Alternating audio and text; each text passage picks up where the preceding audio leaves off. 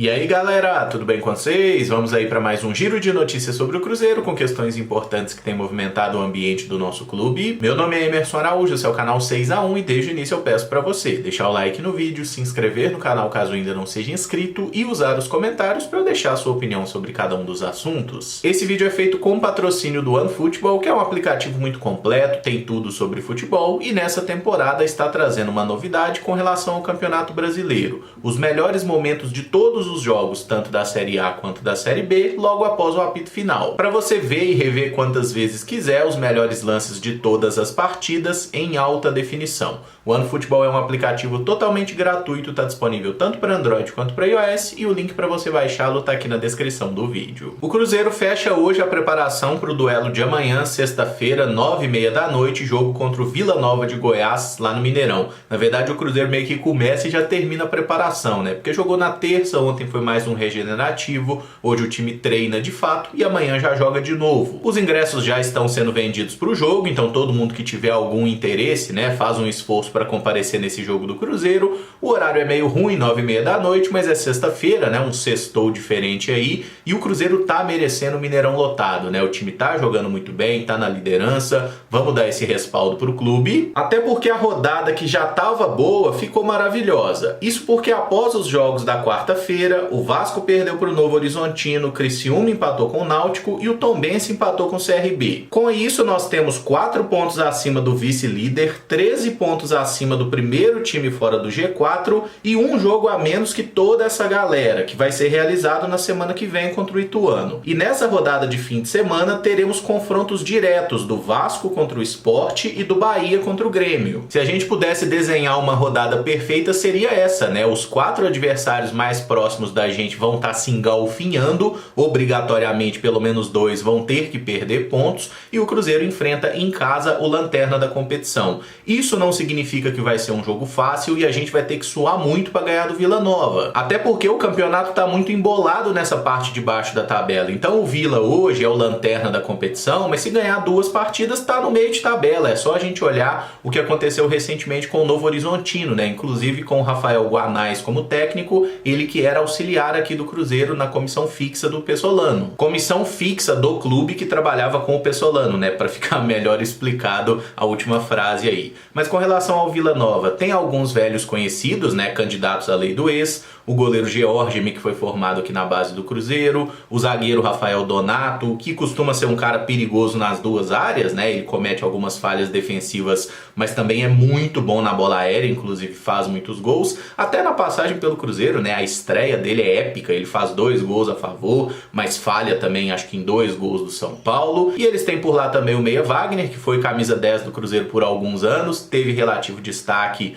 mas acabou saindo após a perda da Libertadores em 2009. E tem o Marlone, né, que teve uma passagem bem apagada pelo Cruzeiro, mas querendo ou não foi campeão brasileiro com a gente em 2014. O nosso time não terá nenhum novo desfalque por lesão ou suspensão e aí fica a dúvida com relação à lista de relacionados que deve sair na noite de hoje, no mais tardar amanhã pela manhã. O Léo Paes provavelmente volta ao grupo, né, ele que ficou fora das últimas partidas, não sabemos se vai ser titular ou se fica como alternativa para o segundo tempo. O Rafa Silva deve seguir de fora da lista, né, ainda tratando aquele incômodo no pé, e o Giovani, que saiu da última partida depois de tomar aquela joelhada maldosa do Sander, lateral do Sport, não preocupa, treinou com o grupo, deve ir normalmente para a partida, podendo inclusive ser titular, né? Ele que faz o cruzamento para o nosso primeiro gol. E ainda bem que não aconteceu nada de grave com o Giovani, né? Eu acho que todo mundo se lembrou naquele momento ali do que aconteceu na Copa de 2014, do Zuniga dando uma joelhada muito similar nas costas do Neymar, e naquela ocasião o Neymar teve fratura, ficou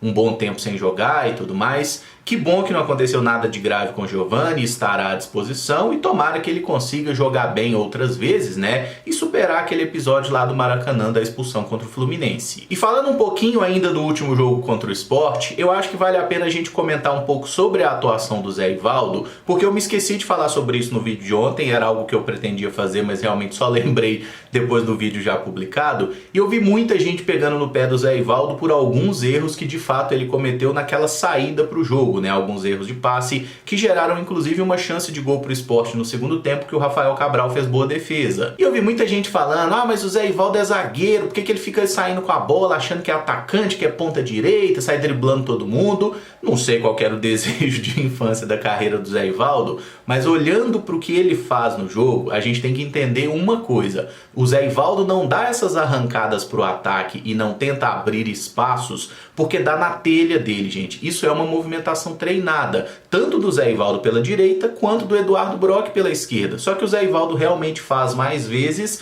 e às vezes comete mais erros, é verdade. Só que o futebol de hoje, gente, cada vez menos tem espaço para se criar jogadas no ataque, menos ainda no meio-campo. E é por isso que os zagueiros e agora até os goleiros precisam ter essa qualidade para fazer um passe, para sair jogando. O espaço está cada vez mais recuado, né? Porque os times pressionam mais, os jogadores conseguem correr mais e por mais tempo. O jogo é muito intenso, então a construção ela precisa partir dos zagueiros também. É por isso que o tal do camisa 10 está em desuso, digamos assim. E eu tava dando uma olhada aqui nos gols que o Cruzeiro marcou na Série B e vários deles têm a participação dos zagueiros, seja dando assistência ou a pré-assistência, né? Que é o passe antes da assistência. Assistência direta mesmo, eu acho que foi só aquela do Zé Rivaldo contra o Operário, que ele faz o lançamento para o Jajá e o Jajá bate na saída do Vanderlei. Mas pré-assistência, a gente pode pegar o jogo contra o Sampaio Corrêa, que o Oliveira recupera uma bola, aciona o Jajá e o Jajá serve ao Rafa Silva. O jogo contra o Grêmio, que o Brock ganha uma bola, abre rápido no Bidu, o Bidu cruza e o lateral do Grêmio mete o gol contra. E nessa última partida, o Zé Rivaldo é o cara que clareia a jogada para os nossos 2 gols marcados.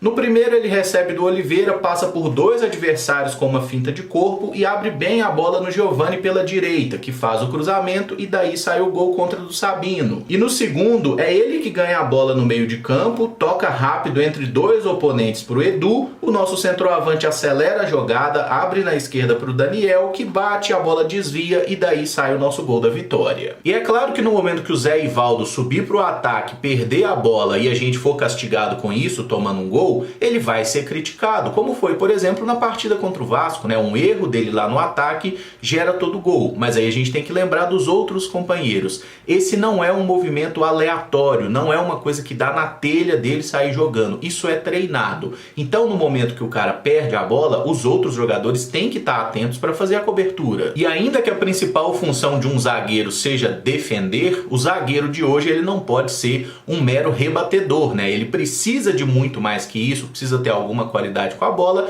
especialmente para fazer o passe. A coisa primordial no jogo de futebol é o passe. O Zé Rivaldo erra alguns, o Brock erra alguns, o Oliveira erra alguns, mas quando a gente faz o cômputo geral, a conta tá fechando, né? Mesmo quando a gente erra, os outros jogadores conseguem voltar, reparar o dano, e é por isso que a gente está na liderança. O Cruzeiro precisa desse jogo agressivo para conseguir o que está conseguindo até agora. O Pessolano tem um plano e está sendo bem executado. Com relação ao atacante Vagninho, que ficou fora até do banco nas últimas partidas, o Super Esportes falou com o empresário do jogador, Miguel Caluf, que afirmou que o atleta está feliz em BH, quer continuar no Cruzeiro e que o clube não fez nenhuma sinalização de que pretende negociá-lo. Segundo a reportagem, o Vagninho tem contrato com o Cruzeiro até o final do ano que vem, então não é um caso simples do tipo, não quero mais utilizá-lo, vamos rescindir contrato. Não é assim, o Vagninho quer ficar no Cruzeiro e particularmente eu torço para que ele dê a volta por cima, ainda que o desempenho no Cruzeiro até agora tenha sido muito fraco, né? Ele fez apenas um gol pelo clube. Mas eu ainda tenho muito em mente a Série B que ele fez no ano passado, jogando pelo Coritiba. Ele era um fiel escudeiro do Léo Gamalho, jogou muito bem,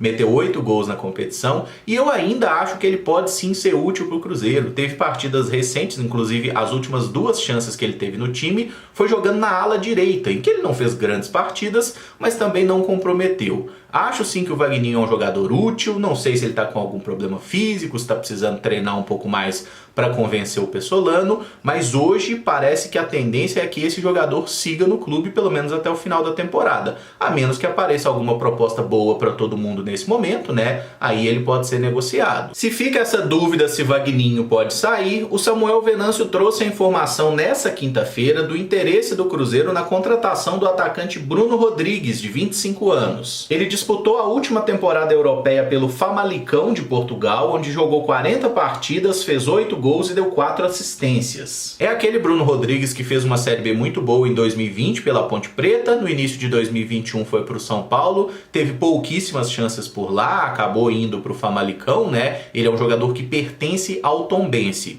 Os portugueses não compraram o passe dele e agora ele está de volta ao clube de Tombos. Aí você pode me dizer, ô Emerson, mas se ele pertence ao Tombense, que é um adversário nosso na Série B, por que o Tombense vai ter interesse em liberar o jogador para o Cruzeiro em vez de utilizá-lo por lá? É um raciocínio lógico. Talvez o Tombense realmente planeje utilizar o jogador e tentar, inclusive, né, com a presença dele, o acesso para a Série A do ano que vem, já que o Tombense está envolvido na briga, sim. Mas quando a gente compara os dois clubes, convenhamos que o Cruzeiro hoje é uma vitrine muito mais interessante do que o Tombense. E o Tombense é o chamado clube de empresário, né? Por quê? O Cruzeiro também é um clube de empresário, o Ronaldo é um empresário. Sim, mas é um clube de empresário de futebol, especialmente o Eduardo Uran, né? É quem bota a grande maioria dos jogadores lá no Tombense, e se ele achar que é mais interessante o jogador atuar pelo Cruzeiro do que pelo Tombense, é isso que ele vai fazer. O contrato dele com os portugueses está terminando hoje, né, o período de empréstimo. A partir de amanhã ele volta a ser atleta do Tombense e o Cruzeiro tem sim interesse na contratação. Se o Samuel Venâncio trouxe essa notícia,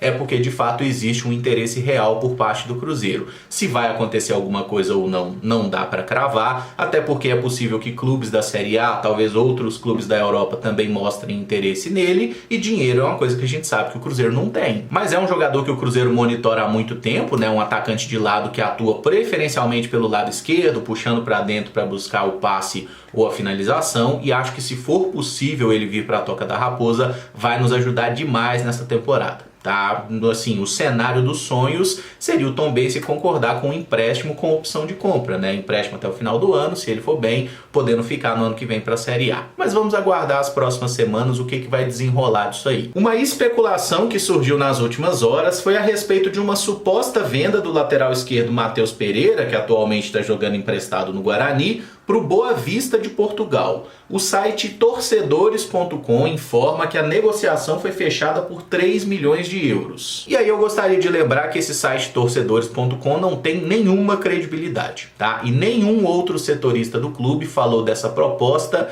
E vamos analisar aqui, gente. Recentemente teve o papo que o Matheus poderia ir para o Vizela, também de Portugal, e era uma negociação que não envolveria dinheiro, né? Que inclusive o jogador poderia ser liberado e o Cruzeiro manter um percentual apenas. Agora falar que o Boa Vista vai pagar 3 milhões de euros no Matheus Pereira, na minha cabeça não faz sentido nenhum, tá? Parece realmente ser fake news. E vamos deixar bem claro que eu adoraria que essa informação fosse verdadeira, tá? Torço muito para que realmente alguém pague 3 milhões de euros no Matheus Pereira. Acho que seria maravilhoso pro Cruzeiro, pro Matheus, para todo mundo, né? 3 milhões de euros hoje é mais de 16 milhões de reais. Mas realmente essa notícia não me parece fazer nenhum sentido, e como nenhum outro setorista falou sobre isso, parece que isso aí é só conversa fiada mesmo, foi só para gerar uns cliques. E outra especulação furada envolve o atacante equatoriano Steven Plaza. Ele pertence ao Valladolid e, segundo o Samuel Venâncio, não está na pauta do Cruzeiro. O Plaza esteve no último 1 ano e meio emprestado ao Independiente Del Valle, onde jogou apenas 9 vezes, todas vindo do banco, e não fez nenhum gol. Eu já falei sobre o Plaza outras vezes aqui no canal, né? Porque era um atleta que pertencia ao Valladolid, que claramente não teria espaço por lá e que seria uma possibilidade, né? Até simples você falar assim: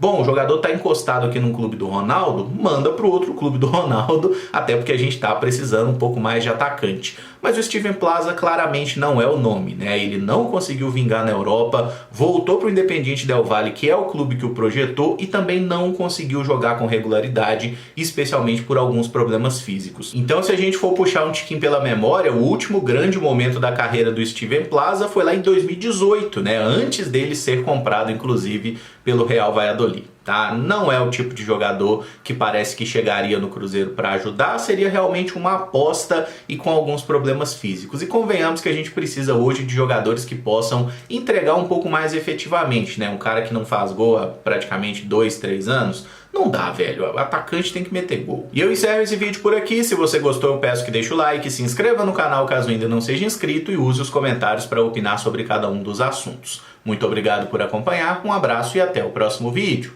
Valeu!